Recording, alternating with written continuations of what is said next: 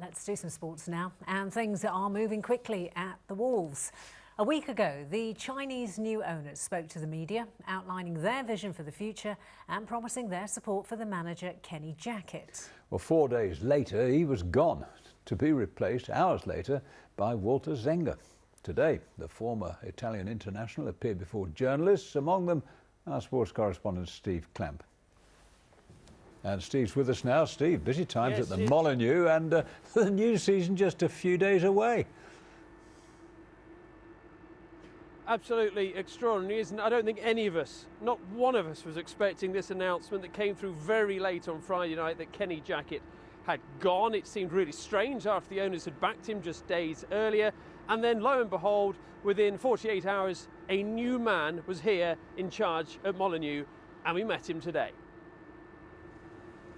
Wolverhampton Wanderers have a new man in charge.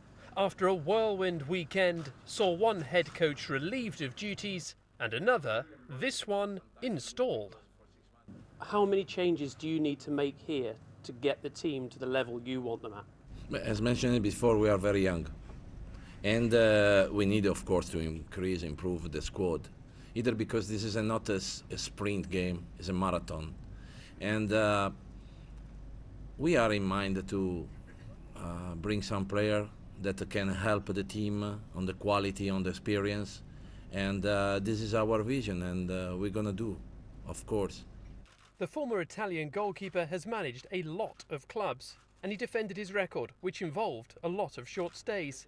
But how is he the man in charge? Just last week, the new owners, the Fossen Group, headed by Jeff Shui, backed this man, Kenny Jackett, as did Wolves' outgoing CEO, Jez Moxey. Working very hard with him and try to give him all the support I can have, and especially for the players. That's it. So Ken is the coach going forward and operates with the full support of the club and Fossen behind him, just like every other manager. Well, back to today, and Moxey's response to my next question can be heard off camera. It seems to tell a lot about his relationship with the new Wolves Supremo. Jez, what changed between early last week when you backed Kenny Jackett to Friday when he was gone? I think it's a question you should probably direct somewhere else. Okay, Jeff, what do you feel changed? I was thinking about it. So in last press conference, I said I have no answer, but I will support Kenny because he So I had another talk with Kenny, and we talked about the future of him. And I said I'm not so sure now, but we need some time to decide. So that's the truth. So Jeff changed his mind, and the club changed its head coach. As fans greeted Walter, there was a buzz surrounding his arrival. But how long will he last? In recent times, he's stayed at clubs for months rather than years.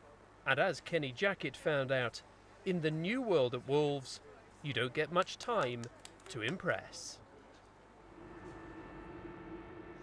So will he be the man to impress? Will he be able to do the job? Let's find out a little bit more about him. Zenga has certainly had a glittering career. Certainly as a player, his honours include winning the Serie A, the UEFA Cup and the Italian Super Cup. He's been called a goalkeeping legend, having won the world's best goalkeeper award 3 times. He's actually been knighted and is a fifth-class knight of the Republic of Italy. And he's a former actor. How about this? Having briefly held a role in an Italian soap opera. And it's been a bit of a soap opera here the last few days. And someone who's followed it, like a lot of Wolves fans, is Jazz, a fan of 25 years this year. What do you make of what's happened this weekend? Well, first of all, from the Punjabi Wolves supporters and the rest of the Wolves fans, a warm welcome to Walter Zenga. And it was always inevitable.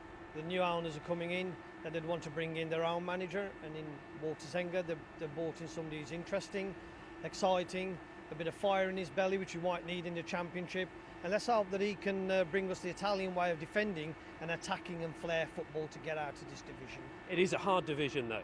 It is definitely a very, very difficult division to get out of, but we put the right ingredients in place. We've got the investment now coming in, correct players, correct management, a coach. The supporters will be behind everybody. Hopefully there'll be 30,000 here every home game. I hope there is. I'm going to have to leave it there. But thank you very much indeed, Jazz. And we want to quickly race on to the Olympics, because you know what? That starts as well